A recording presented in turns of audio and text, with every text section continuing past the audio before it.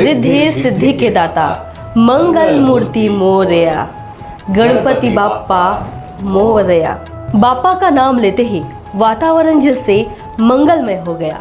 आपके जीवन में भी बाप्पा वही सुख, शांति और समृद्धि लेकर आए। इसी कामना के साथ नागपुर समय के सभी दर्शकों को गणेश उत्सव की अनंत शुभकामनाएं। गणपति बाप्पा मोरया, मंगल मूर्ति मोरया। प्रथम पूजनीय तू सुखकर्ता, रिद्धि सिद्धि बुद्धि के दाता, लंबोदर तुम्हें नयका, देवों के देव हे गणनायका। भारतीय धर्म संस्कृति में रचे बसे श्री भगवान गणेश, जिन्हें प्यार से बाप्पा भी कहते हैं, जो देवों में सर्वप्रथम पूजनीय और प्रार्थनीय है। उनकी पूजा के बगैर कोई भी मंगल कार्य शुरू नहीं होता। जो विघ्नहर्ता कहलाते हैं, आज संपूर्ण सृष्टि उनके आगमन के लिए आतुर है।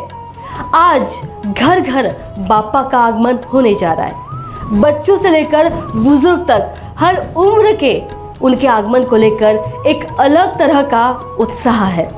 भगवान गणेश, जिनका रूप और स्वरूप दोनों ही अन्य देवता से बिल्कुल भिन्न है। जैसे उनका रूप, वैसे उनके द्वारा धारण किए गए प्रतीकों का भी अपना एक अलग महत्व है।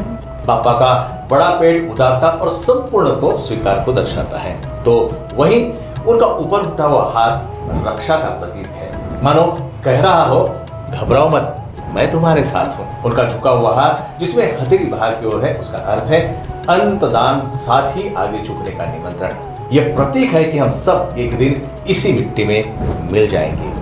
भगवान गणेश एक दंत है और इसका अर्थ है एकाग्रता। अपने भारी शरीर के बावजूद अनंत ऊर्जा के स्रोत है बाप्पा। भला क्यों फिर वे एक चूहे जैसे छोटे से वाहन पर चलते हैं? क्या यह बहुत अजीब नहीं? लेकिन इसका भी एक गहरा रहस्य है। एक चूहा उन रस्सियों को काट कर अलग कर देता है जो हमें बांधती है। चूहा उस मंत्र के समान है जो अज्ञान की अनन्य परतों को पूरी तरह काट सकता है और उस परम ज्ञान को प्रत्यक्ष कर सकता है, जिसके भगवान गणेश प्रतीक है।